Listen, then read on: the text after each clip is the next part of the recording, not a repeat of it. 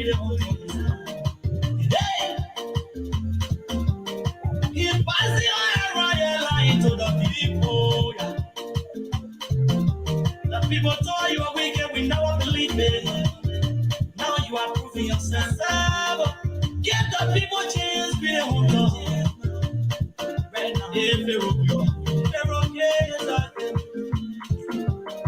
in the middle of the night, I had a dream. Then I saw Pocahontas crying. Going down, my people, going down, I'm crying. Because the leader for the Ishala. I'm crying so much, so much. And I wake up in the middle of the night. Then I call my beautiful wife. I said, come from the land. I had a dream. I saw Pocahontas crying, saying, the leader for the Ishala. Then I call my little son. I said, Jenny Saki.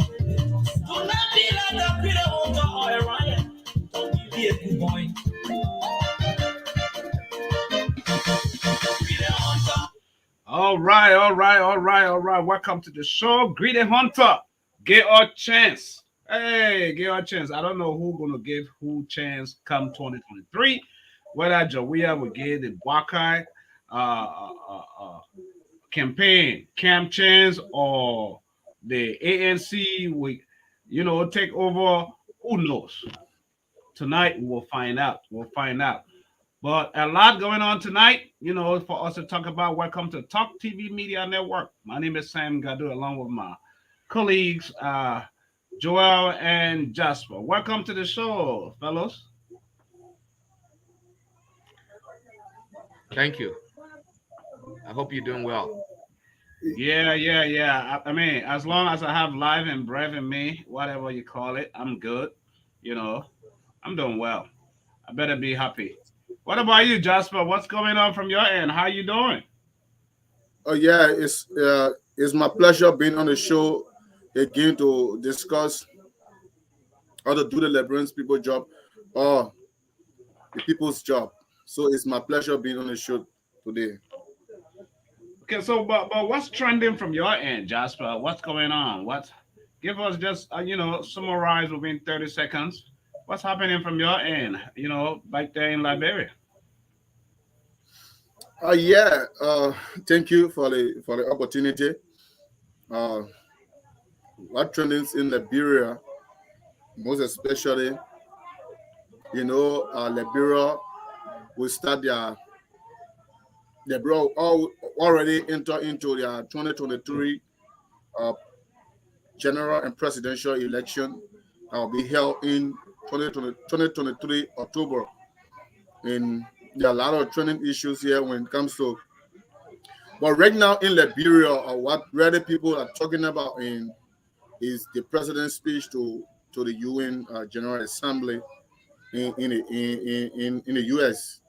Mm-hmm. And a lot of people have been giving their own reaction, their own analysis of the speech, their own way, the way to think. And a lot of people criticize, Liberia now, anything, once it's political season, anything you say as a political leader or political person. But don't go too deep into it. Yeah, I just wanted to get the highlights of what's happening from your end. Yeah, like the like I said, the president's speech and other issues surrounding the amendment act by the House of Representatives, that bill that was submitted by Senator DeLong, the amendment act by the upper house. Yeah, I also saw during the course of the week, Jasper, candidate Tewon Gonglo was campaigning. He's heavily campaigning, doing the grassroots thing over there with the women and stuff. And I felt like that was very fascinating. In fact, let's start on that before we come to the president's speech. Let's discuss that. I don't know, Joy. Did you see that? Yes, I saw What do it. you think? What do you think of what Gonglo, Councilor Gonglo? Uh, Gonglu, Gonglu has been a man of the people. For those all who follow him, even when I was in, I know I got to see him personally when I was in college at UMU. I think he had an office close to my university at the time, Hmm. and he was always on the street, and the boys were always around him. He'd be providing them basic education about Liberian history, about what happened in the 80s, about his relationship with Sawyer. He has a lot in mind. A lot. And Yeah. so he's used to that style. So it's nothing new to Gonglo. No. Gonglo is used to street work, street talking. All right. So I'm seeing that he's using that strategy with his campaign, and it's not a strategy to overlook. All right. It is a strategy that is sophisticated. Not Because Joel, hold up. It's yeah. so sophisticated, like you said, because this is how Barack Obama, former president of the United States, won. Because Yes. he did so much grassroots campaign. Yes. He Yes. was there in neighborhoods because that was how he started politics.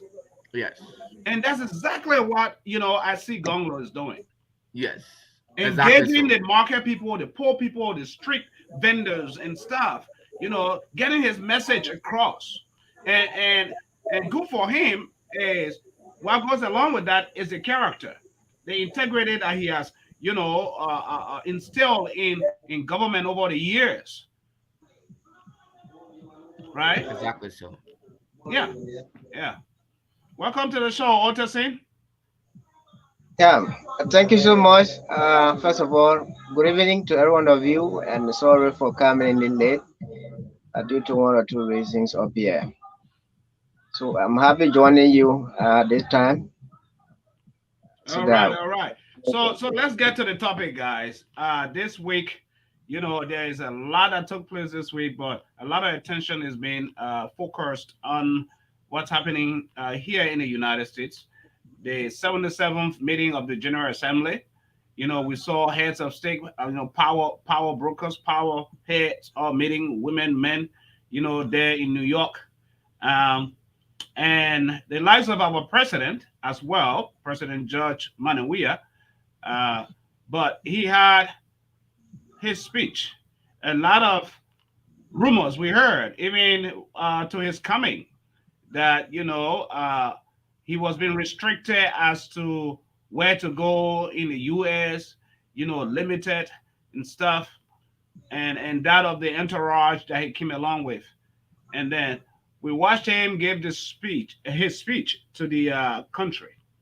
But then, just like I posted, the pros and the cons of this speech is what we are here to analyze tonight. And I will start with you, Joy. Then I will go to Jasper, and then um, Otison come back to me. You out there? You very close to New York. Where you at, Joel? Yes. And I know you follow closely the the address to Yes. the General Assembly. What do you make up of it? Being a lawyer, being a professor, give it your full weight. Um, the speech, like it's always done, it's a speech that almost all countries do at the United Nations. All right. Um, so I look at the speech. I think his delivery has improved in terms of how he delivers. That was a good thing to see. Although I many times don't hold him responsible for Well, maybe the his. way improved. Maybe he practiced acting over and over on the way about. Yeah, yeah, but again, we have to I like to appreciate people for where they are, the level where they are. All Sure, right, sure. we all know that George. We are resume is right out there. We know him. Everybody know him. That's the point about it. So he had not been this guy involved in making those kind of speeches. Although as a soccer star, he was involved in meeting crowds and why. There's a difference between being a soccer player and talking to media people, and there's a difference between being a president where you have to do these kind of speeches and before Right, people. right. I think one of the things I saw with the speech, maybe he didn't have much eye contact. At some point, I realized he realized that, and then he started doing a lot of eye contact because when you are doing a speech of that nature, Mm-hmm. You want to make own a speech. Now we all know that presidents have speech writers because they have a lot of work to do. Right. However, the president must own the speech. And one way to own that speech is for you to be able to engage the crowd. And when you read some of the areas of it, for you to be able to emphasize it in such a way so that it can resonate and connect with the public. So I didn't see him doing much of that. And so anybody who professionally look at him will know that he will not really taking ownership of the speech. Mm-hmm. And also, I see he listed a lot of different things on the speech there. He talks about, for example, Liberia participation in the peacekeeping mission. That was a great, something that he talked about. He also talks about some of the how can I call it, achievements or whatever. Now, the only thing I can tell you about it, the speeches at the United Nations cannot open doors for you. So people need to get that. It's not what open doors for you, all right? Right. What open doors for you is what you are doing on the domestic front. All right. What are the tangibles you are doing on the domestic front? And you are creating very good positive impact on the domestic front. Mm-hmm. And then that even the partners that are there in Liberia can feel the impact of your regime. For example, the US embassy right near Monrovia.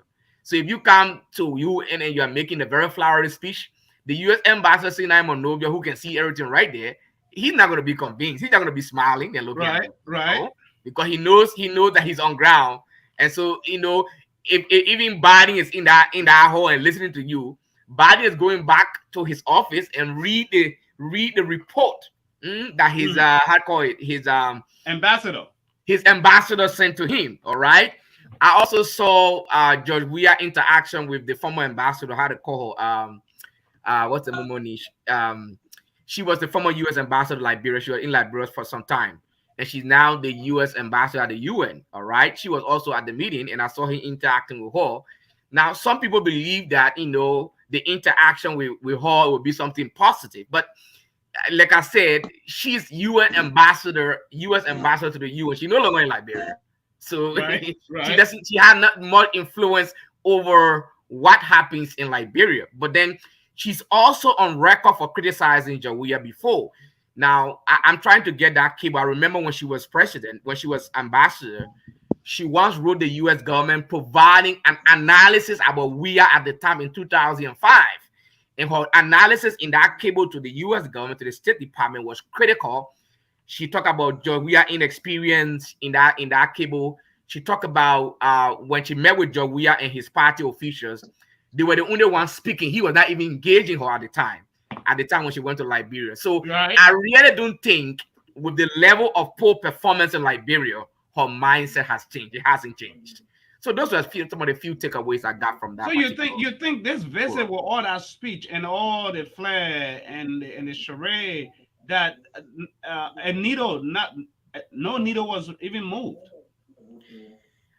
because no needle can be moved with that. there is a part he talked about in the speech as Liberia being able to exercise democracy where democracy is at full play, where you don't have political leaders locked up and stuff. What do you guys make up of that?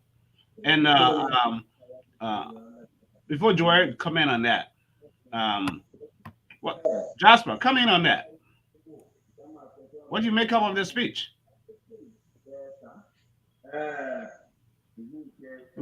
All right, thank you very much.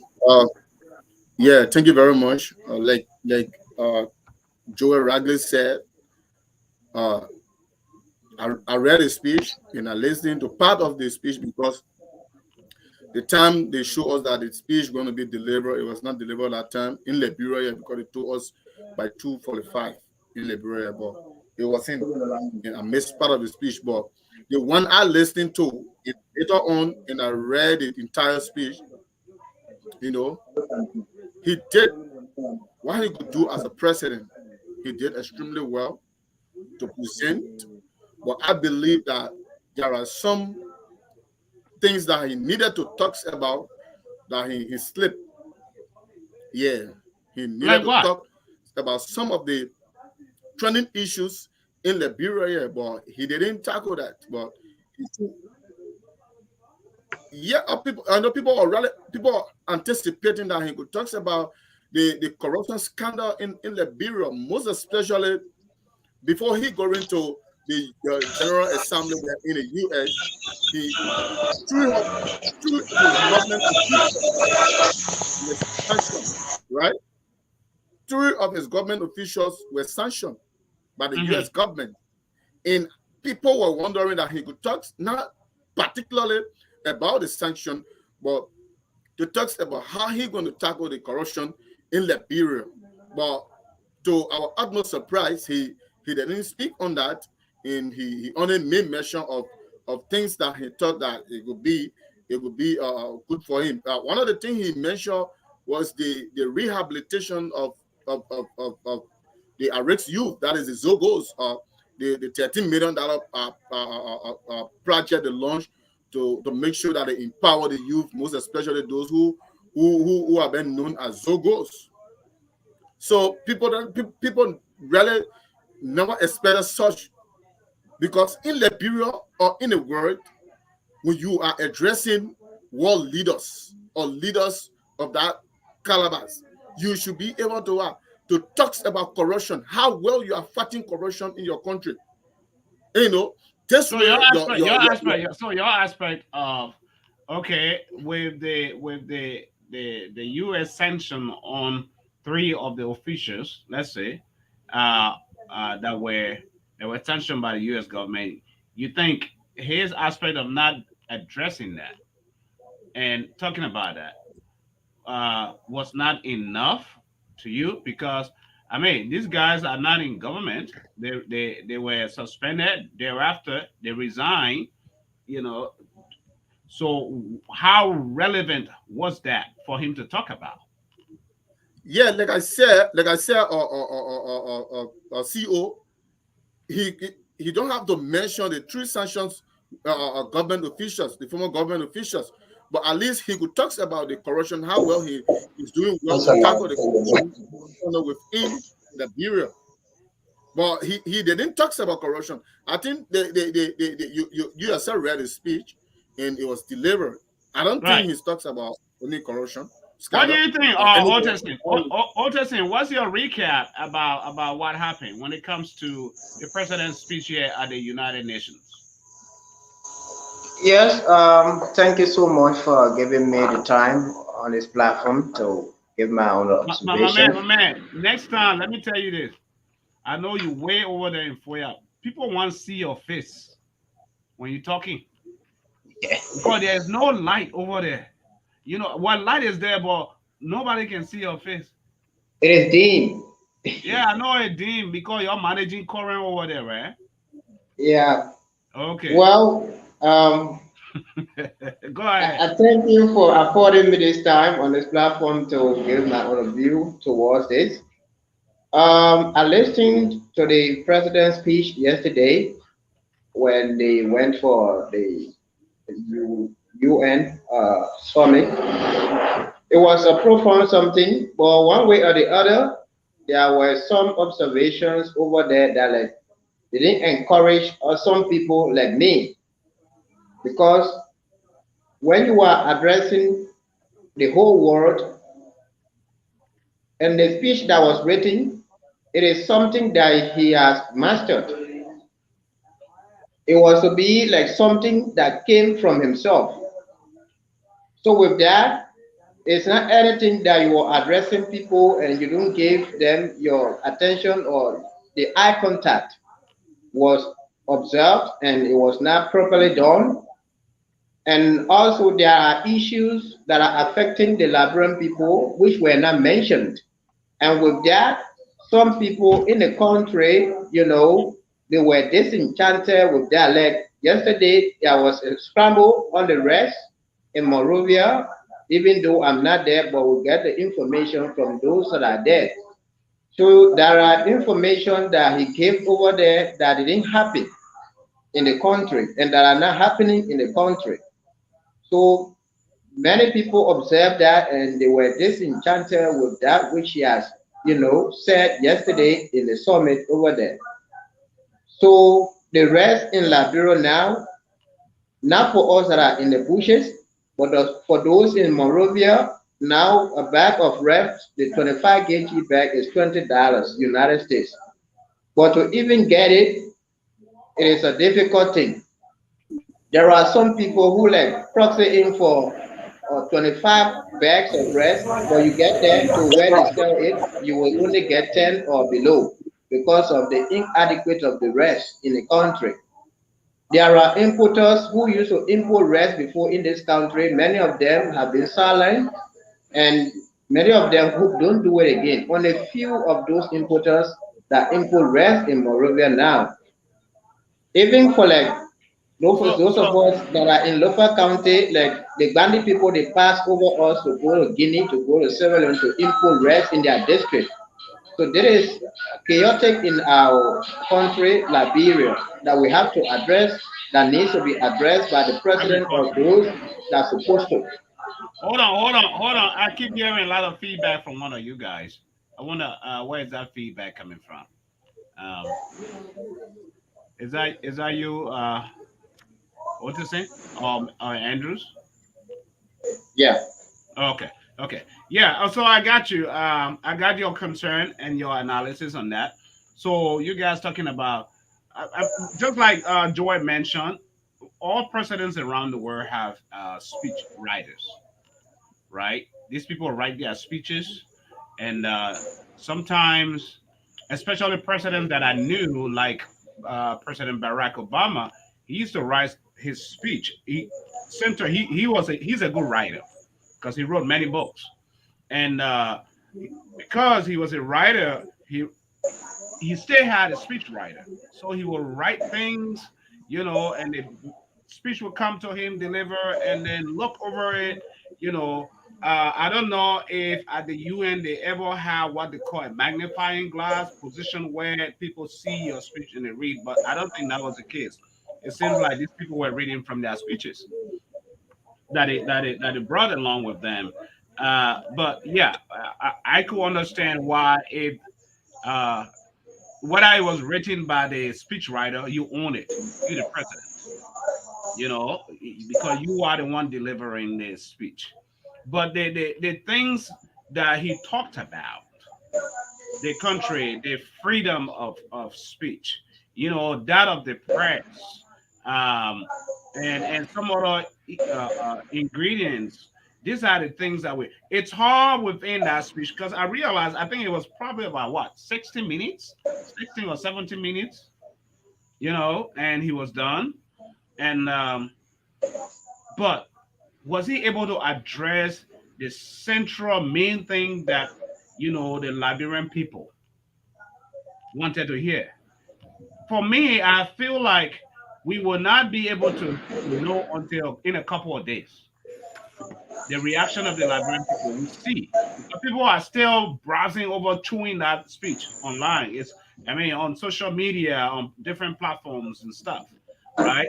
People are still dissecting that speech to the point where they want to see did he speak, and we are yet to hear from the opposition political parties to see what do they have, what do they say about his speech that the president. This is our president, the president of Liberia. He was democratically elected, right, Joel?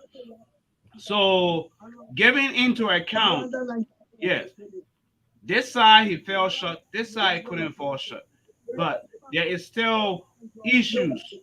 Is this enough? What he's doing, the connections, because when these leaders meet on these world stages, you and I know, Joel, they're brokering deals. You're running deals. So to in the best interest of your country and your people.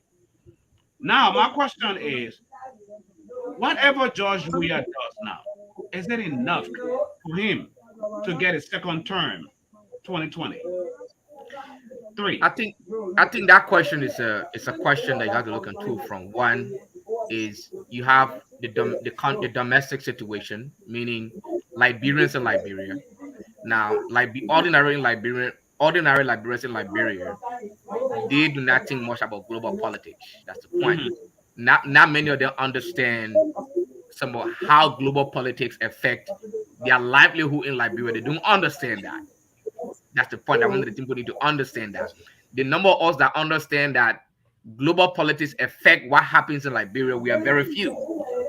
So my argument would be that even the speech at the UN, for them, as far as they are concerned, for some of those who support George Weah, as far as they are concerned, that he made a speech.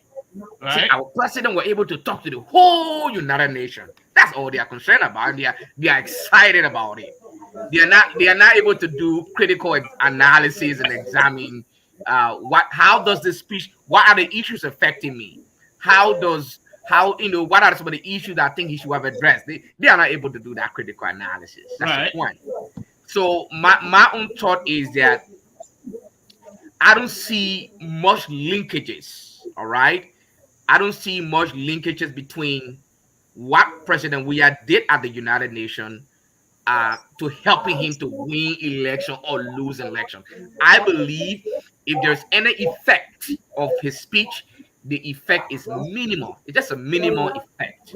Okay, so that's how I see it. Because to be frank with you, um, even having diplomatic connection, you don't come to do all the time you come to speak to UN. You are doing those connections way before you come to speak to the UN. That's how it Mhm. happens. It doesn't when you come around the few times, the few days you are at the UN, then that's the thing. No, no, no, no, no. All of the other people you saw there that had side meetings, that were able to meet with other people, all those things happen almost 3 or 6 months long or 1 year long before the meeting. It didn't happen just because when they came on 1 week. No, that's not possible. As you always know, diplomats operate with schedule. They have demanding priorities. They have a lot of things to address. So you can just come, okay, the 1 week you come there, you address it. So I think one of the things I have been observing is our foreign relations department is not equipped. So number one, the foreign minister is inexperienced. And why do I think he's inexperienced? He doesn't have much of the background in the international circle. All right. All his life, this was his first maybe little job that gave him little exposure. How the word, as a foreign minister. Kimaya is not really a professional diplomat. He had Mhm. not been in a UN. He had not even worked. I don't think he has worked outside of Liberia with any international organization. You can correct me if I'm wrong. I don't think so. I don't think he had worked with IMF or worked with African Development Bank or worked with UN or any other international agency. I'm not saying that should be a criteria, but when you have a developing country, your foreign minister must have those kind of diplomatic credentials. And And what it does and for you, connections. exactly. So why it does for you as a president, it can help you a lot. Now, President Weah himself, he's well known, all right? But he's well known for soccer. And this is what I put him to understand. Right. And that is why when I listen before the election poll confused, oh no, the man's the world best. He will bring all of the people in Liberia, they will develop the country. No. People always will have you in mind, they know you for something. Somebody, for example, my children know me as their daddy. That's what they have in mind of me. As As a far as they're provider. concerned, this is my daddy. They don't know daddy has a legal background. They don't care about whether daddy go to job or no, that's not what they know. They know me as their daddy. So Right. in the world, and many other people that know Joe Weah, they know him as a soccer legend. Oh, you saw the man. You saw the man at your house, man. The man took out his trophy, ba. Exactly so. You see that? So they know Joe Weah as a soccer legend. He said, "I miss this thing. Y'all see this thing, man? Y'all see Yeah. it?"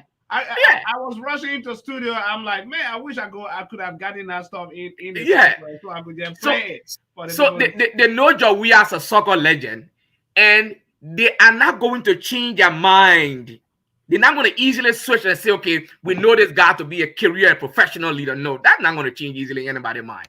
Once it is in their mind, it takes George Weah a lot of work himself, a lot of leadership and work himself for him to build an image international. People can say, wow, although he was a soccer star, but he is a great politician. George Weah has not been able to reach that level yet. You see what I'm talking about? So he himself is zero in international relations. His foreign minister is zero. So as you have observed, our foreign relationship have been very bad. Since George Weah took over, have been very deplorable. You see, like you saw Erling used to get meeting. For example, IMF will call Erling to speak. For example, you see African Development will call Erling to speak. They will call how they call it. They will call her to speak. They can't call Weah like that because Weah is not an expert in any area in no particular areas. You see, and those kind of relationships. But we the journalists are yet to sit one-on-one with the president to interview him. All right. You see, there you go. There you go. I'm currently at a bigger level. So if you, even the journalists are not having the opportunity, so that's the problem. So my own analysis is Weah himself is zero in foreign relations. The foreign minister is zero. So the results will never be positive. Nobody will believe that, okay, you're gonna no, you're not gonna move things easily when you don't have the foundation and the expertise to do it. You're not doing it, man. And you guys, there was echo coming from your end. I'm glad you muted yourself. So when you're ready to come on, just unmute yourself. Then you can speak because there was echo coming. That's why we had to do that. So I highly appreciate that for our audience. Those of you following us online, this is Talk TV Media Network. Welcome to the show. Today is the 24th of September 2022. We are discussing this president's speech at the United Nations General Assembly that took place this week. And what's your take? What do you think? You can leave your comments out there or hereafter, and someone will respond to you. But we want to hear from you. It's a beautiful day here, along with my colleagues out there, Joel, Otison, and Andrew's son. I cannot getting used to that today. There is something, some other issues that are taking place in the town in Liberia. I think we will have to go back and forth on this, right? Otison just talked about rice shortage in the country. That's one issue. We witnessed Joseph Boakai is in Ganta, Nimba County, today, for a program, where we saw a lot of crowds and stuff. And we want to find out what the United UP party, what they're doing. Is it a good thing now? Are they doing well enough to galvanize their support for 2023? Because I realize 2023 elections is not going to be fun. It's going to be a heck of a debate. A lot of money will be in, a lot of campaign will be done. But is the Unity Party prepared? These are some of the things. We're looking at what they are doing. And any of you guys can jump into this on this. Looking at the rice shortage and then the Unity Party's whatever program they got going on today in Nimba. Because I was able to just browse something on my phone while I was en route here. I didn't get all the details of it. Maybe one of you guys should be aware to just let our general public know.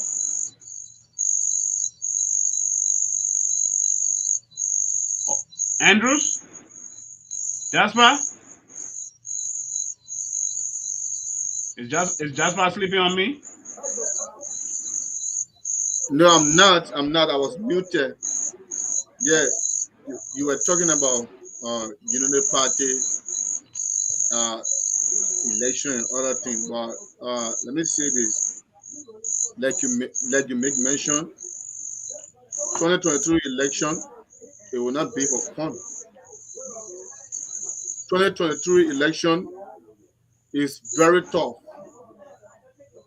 There's a parable that says the switch is not to the end, but those that endure to the end.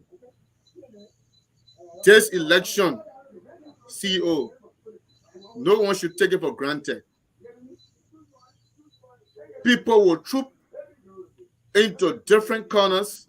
And Unity Party went into Nima County to elect their code of officers that will steer the affairs of Unity Party in that Nima County. So they went to indulge those officers into power today. So I think that was the main occasion that was held. And I saw when I saw it, I saw a lot of followers of Unity. Are you there? It seems like, man, internet connection, poor Be on connection that in way. that area. Yeah, Otis, you want to talk about that? Yeah. Because you started talking about a rice shortage, but United People's Party, are they doing well enough to conquer 2023? Really. For that which I was saying, when it comes to the rest in this country, And the simple saying that the Liberians have started now is that George Weah should be careful with the Liberian stomach. So because of the stomach being it, that like 1979 war started the crisis, so that George Weah should take note of that. That he can play with all the other things, but when it comes to our bellies, that he should be careful of that. So there should be among at least people who are importing rice, that the Liberians should buy the rice and fuel their families. But if there is no rice, there where the problem starts. Like for now, the rice is $20 United States for a bag of rice, 25 kg. But to even get it is a war. Now we seeing our neighboring districts like Kulahun district, the bandits are coming to Foya to buy rice. They are coming, passing over us, going to Sierra Leone, going to Guinea to buy rice. The rest, But let me ask you guys that this is a general question. Why is it that all these years, before some of us were even born, that Liberia has always been dependent on foreign rice, people, and knowing that rice is number one staple food for Liberia and Liberians? Why are we still dependent? Why can't God has blessed this country with rich forest, rich soil, you know, agriculture? What is going on, man? Why we can't just work and do our own thing, grow rice and become self-sufficient? yeah, for that, people are trying their Yes, best. CEO. Let me come in. Oh, Yeah, okay, okay. Finish yeah, your I went to hold on. come in. 30 seconds. Finish yours quick, Otiston. Then I will go to Andrews. Yes, as I was saying, like the bandit people, they engage themselves into this cocoa production and other vegetable production. For them, they don't believe in farming, like producing rice. So for them, even in those days, as we were told, they never believe in farming or cultivating for rice. Yeah, but And other tribes like the Kisses, the other tribes, they believe in farming and growing rice. yeah, yeah. But like even for here, people are trying like engaging the bush with palm farming, cocoa farming. So there are some villages here now they don't have the adequate land to do their farming. So that's the reason that most of them they import rice, they buy imported rice to feed their homes. Like when they harvest their cocoa or when they harvest their palm, they sell it, they buy rice to feed their home, their families. But now even to buy the rest, to even to see the rest to buy it is another challenge. Like Otiston, for the now road connectivity, people like passing through Sierra Leone now, like to go to Morovia, or some of them go to Sierra Leone to buy these things, and which is a challenge. Before they reach, they pay revenue on the highway to the right, right, foreign country. right. That's understandable. Once you're moving from border to border, that's understandable. Well, Andrews, what's your take on that? Before I go to Joel. Yes, I have a contrary view to what Otesin is saying. For me, I have a background from agriculture, and I did part of it. And let me tell you what's suffering with the Liberian when it comes to the food security. Uh, we still practice the old age of farming. The old age of farming. We need to graduate from the old age of farming and go to mechanized farming. That's the only way the Liberians or Liberia can be self-sufficient when it comes to the food security. Other than that, the food security we will have a serious problem with it. Other countries, there's labor, no labor, no much labor. They do mechanized farming.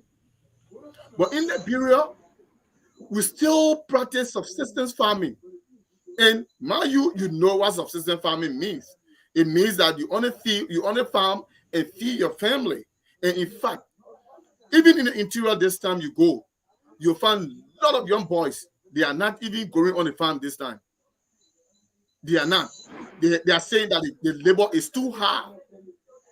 Someone go whole colors the whole day, they brush, and, they feel some away. But I believe if Liberia could graduate from that old age of farming and introduce a mechanized farming, it's going to help Liberia.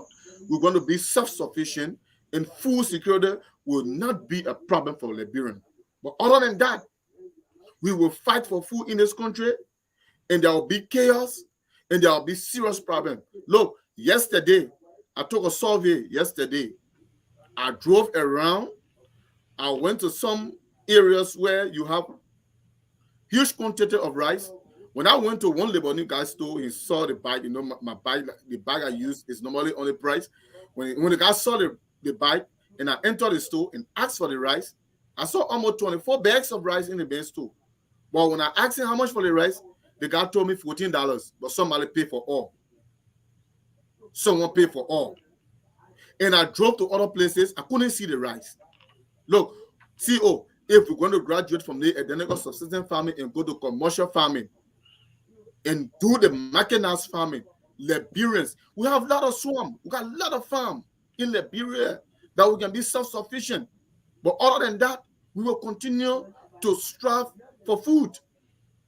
Seriously, we're going to strive for food. That's a good point. That's a good point. Joy, what's your take? I'm very, fascinated always with this question as to we could be self-sufficient. We have you are muted, Joel. You are muted. Yeah, I have a follow-up question for you. Yeah. He was talking about the election initially. I want to hear what you're saying about that. I'm sorry that I wanted to get that follow-up on. He said the election will be not like before, and you didn't end your statement when you froze. Hello. Oh, you have a question for Jasper? Yeah, it's a talking to me? I'm not seeing. Yeah, that's Andrews. Yeah. Not okay. Yeah, Andrew. Andrew's son.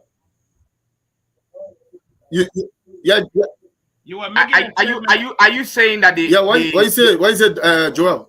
They coming election? Do you think the ruling party is going to rule landslide? Is that your feeling on the ground?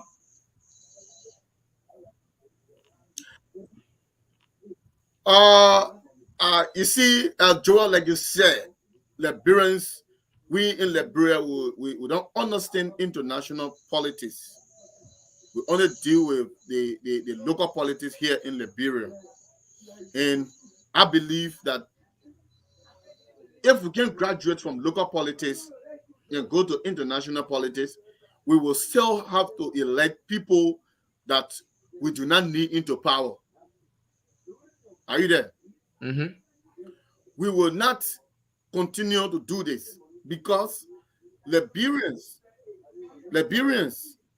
continue. It will shock you today to know that in Kakata Magibi County, the sanctioned officials are Honorable Nathaniel Mange, who has been sanctioned by the U.S. government, was warmly welcome into Kakata Magibi County today. Yeah, but Joel mentioned that he has his legal right to run. And I believe that the other show that I had the other day. I think Liberians are thinking in a different way. Look, Joel, Liberians are not understanding the international politics. We are not reading. And people are only supporting people based on individual differences. And I don't think we need, if you have the love for country, Joel, even you, I will not see you doing things that feel that Liberia will not benefit from, and then you want to become a leader. They are supporting because I know you. I won't do that.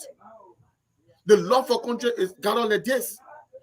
Weah, yes, he might be re-elected because people are not still understanding the international politics. People still believe that he's a legend. You guys are feeling the weight of poverty, though. You guys are feeling the pinch in the pocket. Why y'all don't understand that? That is so simple. We are feeling the pinch. But the Liberians, I tell you, the scenario of we, the Liberians, the scenario have gone beyond. They have gone. Liberians doesn't want to understand anymore. So you guys are kind of immune to it, huh? Yeah. So, Yeah. all right, okay. So back to the agricultural ag point. So Right. I know as you know, my family will run a little agriculture organization in Liberia. We've been doing it for since I did not little. I didn't 2008. big. Yes, and we've been working with the farmers a lot. We there's this rights breeding methodology that one we learned through Cornell University. Cornell University were affiliated with our organization in Liberia called the Community of Agriculture Project, Mm-hmm. and they taught us they use methods that can help to grow a lot of rice. But like I always say,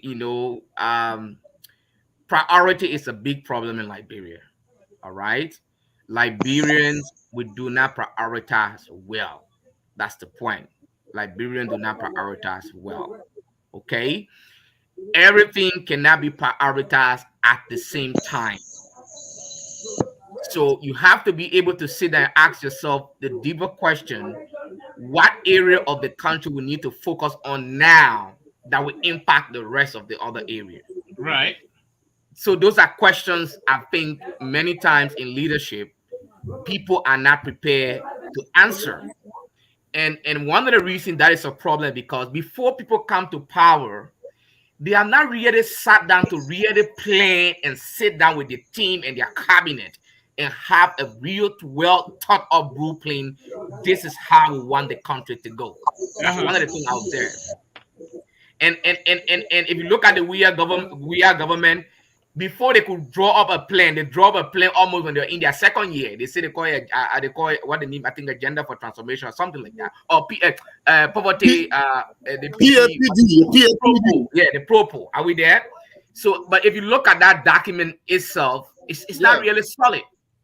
You see, so if you don't really plan and prioritize well, you are going to have a virtuous cycle of a particular problem over and over and over. And the only reason you are having that problem is because you are not prioritizing well. So the agriculture sector, we've not really prioritized agriculture as a country. Almost the same with the educational sector. No priority. It's more of a talk, speeches.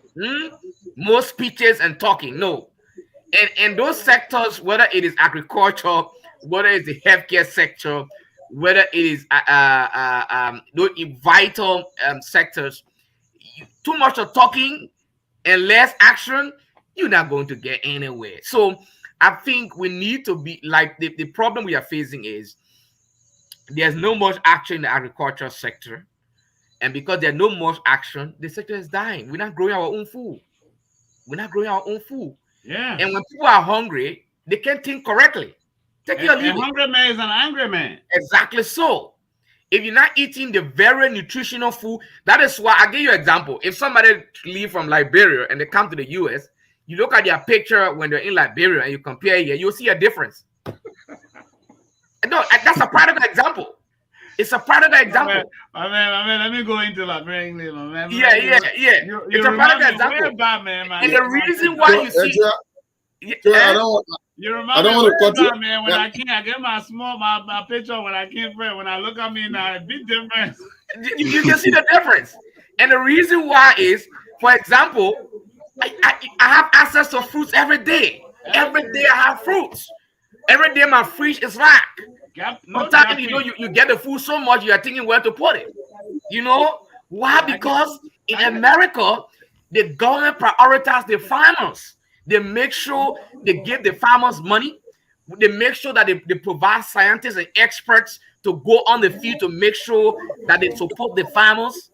They're not just talking, okay, yeah, we let agriculture. No, they will not be putting budget, for example, our national security agents. For example, Liberia, like we have our budget has almost I don't know how many $1 million for national security. We also have millions of dollars in the president budget. What would millions of dollars be doing in the president budget? Right. Out of that budget, cut the president budget by 10 million and send that money to agriculture sector. Go to the National Security Agency, that 12 or 13 million, cut it by 10 million and send it to the education sector. Then you get serious business going. But in Liberia, our priorities are not set straight. And because our priorities are not set straight, we really cannot achieve anything. So every day we're going to have the same cycle. We go up and go up. We go up and go up and go up and come down But because we are not prioritizing. what is most striking, Joel, is all these years. And as you talk about all that gapping thing, look at my picking over there. He really wish you making want to be in America right now. You said something that is very necessary that we need to consider.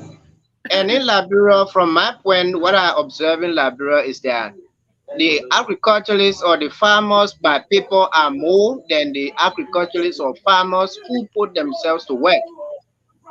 Like most often you see that people winning contract, people having a project, they give them huge amount of money, but you don't see the implementation.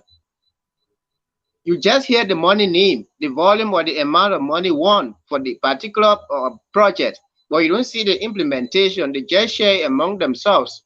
So that's the problem with Liberia when it comes to agricultural activities. Like you see some project or some organization winning this kind of amount for cocoa, this kind of amount for rice farming, but at the end of the day, you don't see the map. At the end of the day, you didn't see the project implemented by the particular organization. So that's the problem with the Liberian people. The implementation is a problem. And even with what you say of the mechanized farming, isn't that the Liberians do not able to do it? But who to implement it? Who to bring in? Even if like I want to do that, but I don't have the financial capacity or ability to do that, so I won't be able to do it. I won't be able to establish it.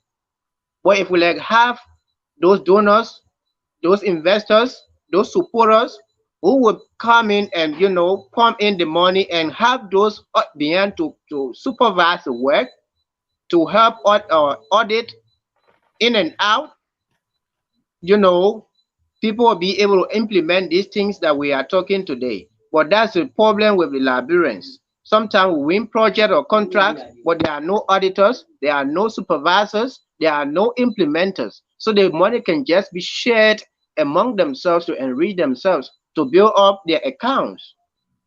That's an observation in this country. And we don't need to be like that. We don't need to be like that. But even like those that have been suspended or sanctioned by the USA, naively we are saying sanction, no sanction, I vote for you. See, like the other time when uh, Mr. Mangeo was welcomed in Ganga, more than 100 bikes that were there to accommodate him.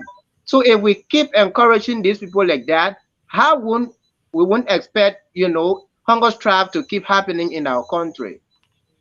So these are the things we have to observe. Are there not educated people who analyze these things?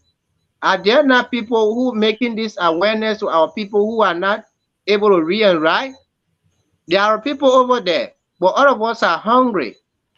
So if we get little area to, absorb these things, we will be there to blind our people continuously so that we keep electing these people that are not fit for this country. And we don't expect people from out to come Yeah, and, develop this country, but rather All right. ourselves. But we should choose the rightful leaders. You want to take it from there, Jasper? yeah, that's all right. Huh? So, guys. Another important topic, and this is where I probably have to find. Yeah, Plus what I observe Oh, all the time. Yeah. What I observe all the time is, go ahead, Jasper. oh, you getting me now? Yeah, go ahead. Yeah, they're getting you. Hello, are you getting me? Okay, what I observe all the time is, yeah, what I observe all the time is, I think the network is a big problem for us No, here you are in right. Nigeria. We are I getting don't you. know. I don't know today. We are getting The you. network seems not to be on my side. And the network is giving me a lot of problem today. Really. We are getting you, really. Oh, Oh, he has Yeah. left. Poor yeah. So Jasper is so having some technical internet issues over there, as you can see from his end. Whenever he comes by, he can finish his statement. But Joy, I've been thinking I need to bring you on one with regards to this magistrate pension stuff, right? And I want you to comment a little bit about it. I'm doing some more digging, how it affects the effects, the pros and cons of it. Our legislature being involved the way they are involved into it. I was listening to Representative Senator Cohn yesterday on Spoon, and the way he was giving some analysis, I couldn't listen to all of it. As in, allocations of pensions. And if you get this as a senator, and this one comes in, and say 8,000, and then 4,000 to your wife, or maybe your son, if that one passed 2,000, it goes down. I'm like, this is crazy, crazy, sucking money out of the hands of the government, money that's supposed to be going to work in the best interest of the Liberian people. Suppressing the poor. You know, and God has blessed this nation so much, Liberia, that its resources are so enormous that if we implement them and make adequate use of them, nobody can literally be poor in Liberia. I mean, you're looking at diamonds, gold, bauxite, rubber, all of that, cocoa, coffee. Is cultivated in Liberia, exported, and all of that. But at the end of the day, only the few benefit. Yeah, myself listening to him too. I think he was talking about the pension scheme, what they worked on, and Mm. that they were reducing the bill that they work on. It actually reduced it redefined who could benefit and how much could benefit. But then even during his discussion, he was clear to say that now they're agreeing that they will scrap the whole thing up, Hmm. and then legislators will be left on their own. They either join NASCOP for social security benefits, or you take it on yourself as a lawmaker when you leave office. And according to what I understand him to be, the only persons that I think they want to leave in that bill would be the chief justice, associate justice, the president, and vice president. So that's what he's saying. He's saying that they will be the only people I think they will retain now in the bill. The rest of the other people, you either join NASCOP or you are on your own. You know, and the reason, according to him, the argument for the associate justices and the chief justice is that they retire at age 70. Hmm. So it makes sense for them to have that those privileges. But for Okay. a lawmaker, you could retire at 25, you could retire at 30, you could retire at 40, Yeah. and then the country is you then you continue to eat money for the country the rest of your life. Exactly. Yeah, so you destroy the country. But again, it goes back to the fact that when our lawmakers are making bills, like what I noticed here is that when the people are designing bills, they get what they call fiscal analyst. The fiscal analyst is going to look at the bill, analyze what are the income resources, what the cost it will be costing the lawmakers, and then they be able to make that decision. Now, in Liberia, I don't think our lawmakers do that kind of analysis. They don't do it. And because they do not do it, even when the bill has financial implication, they are not really taking into consideration the financial implications. You see, but if we had each of those bills, they are doing the cost, they are analyzing the fiscal implication. They'll Hmm. be mindful, much more mindful Right. how Right. they make some of these bills. You know. Yeah. I'm glad you explained it that way for our audience and Mhm. myself as well, because I was like, man, this is gonna run the country. I mean, down. If just like you mentioned, someone, a senator, retire at 40, and the rest of their life they're withdrawing from those from the coffers of the government at the expense of taxpayers. And why do people languish in poverty? Yes. And that is so much. I hope they do a good job on that. According to him, the current law allows the lawmaker to take $4,000. According to him, Right. the current law, and so that they changed. All right, and they under the new law, only a few person can benefit. You have gone for a certain term, and then you cannot enjoy 50%. It would be I think around 30 and 10%, something like that.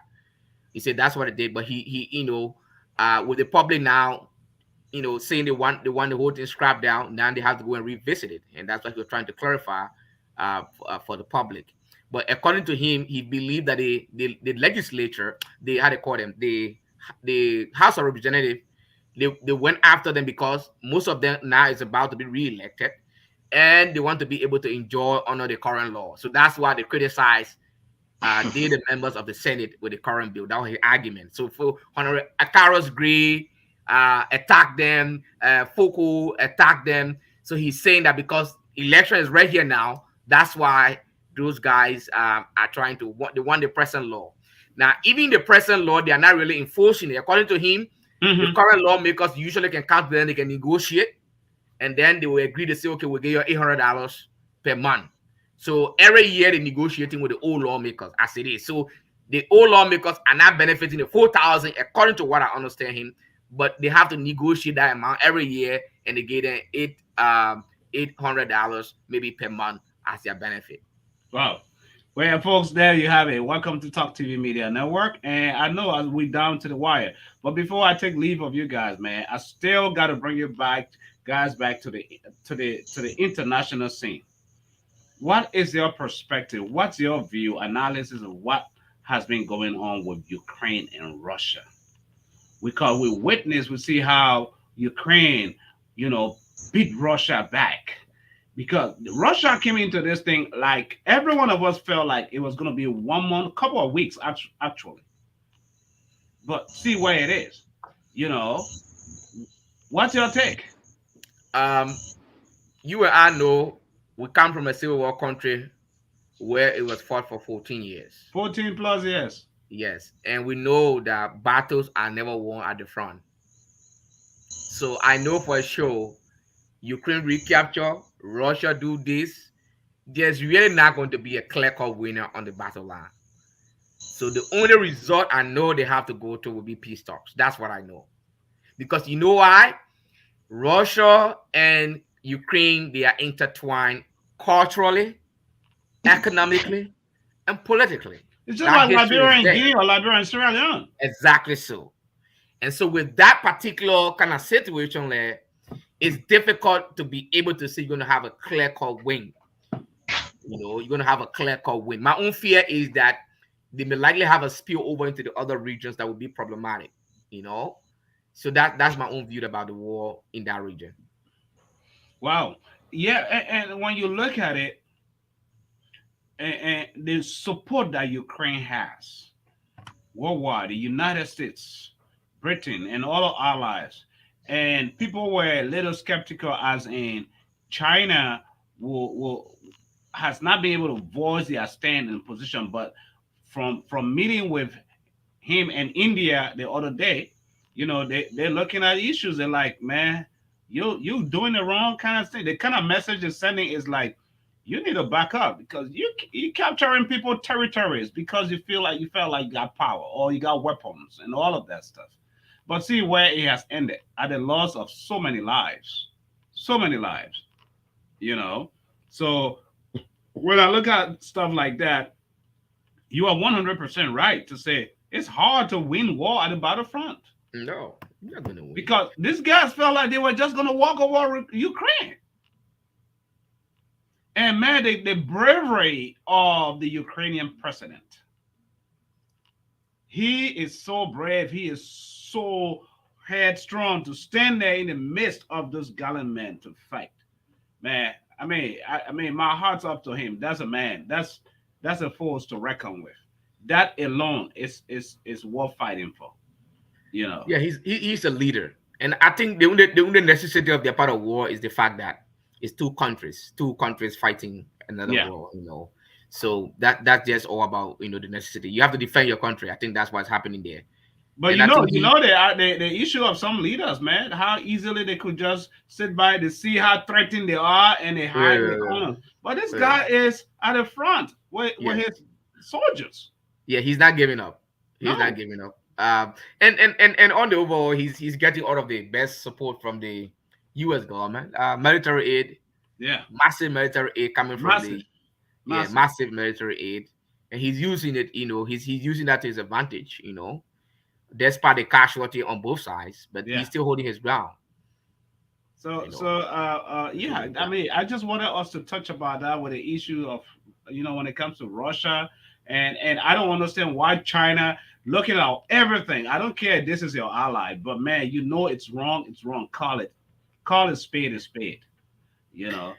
yeah. The thing is, the thing is, China is always looking for partners. She's looking for partners like the U.S. always does. Now, the Chinese are also a power. China is a power too. It's a powerhouse. And, Yeah. and yeah, and the honest truth we need to face here, the reality is the U.S., Russia, China, Germany.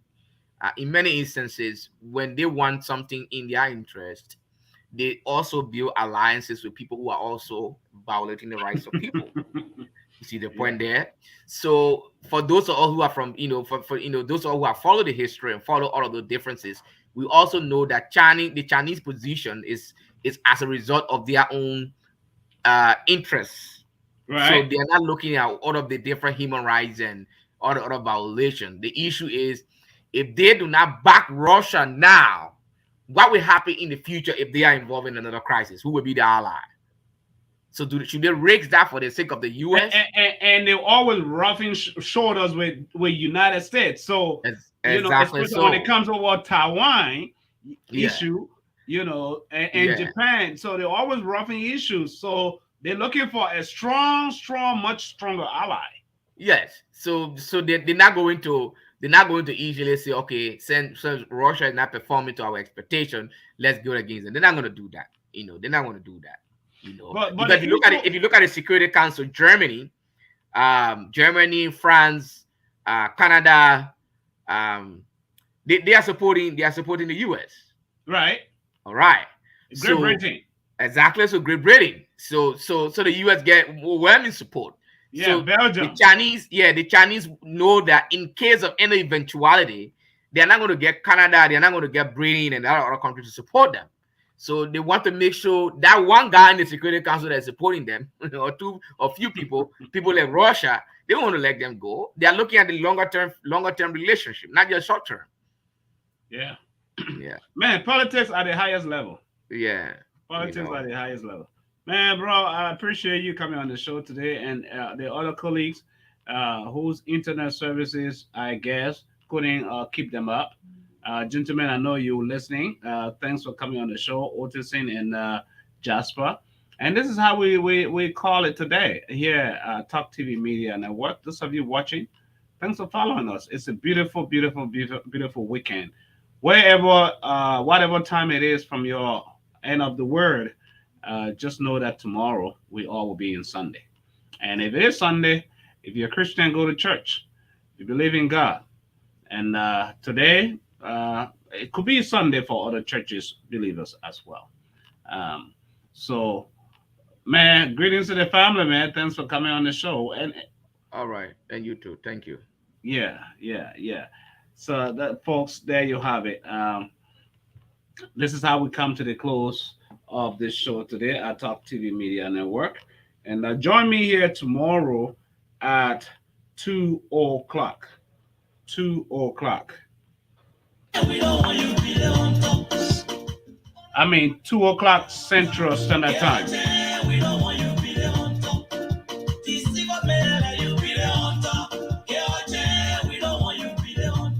Hold on, Greeted Hunter. Hold on, I'm talking my team. Then you say Greeted Hunter kind of thing. What kind of thing? I'm telling the people how tomorrow I'll be here on the show. Tomorrow I'll be here on the show. Gospel Day. Eh? Gospel Day. Tomorrow, 2 o'clock Central Standard Time, which will be the same time, which will be 7 o'clock. Your time, Liberian time. I'll bring you. I got a good topic to bring you out tomorrow. Tomorrow, right here. Until then, listen to this.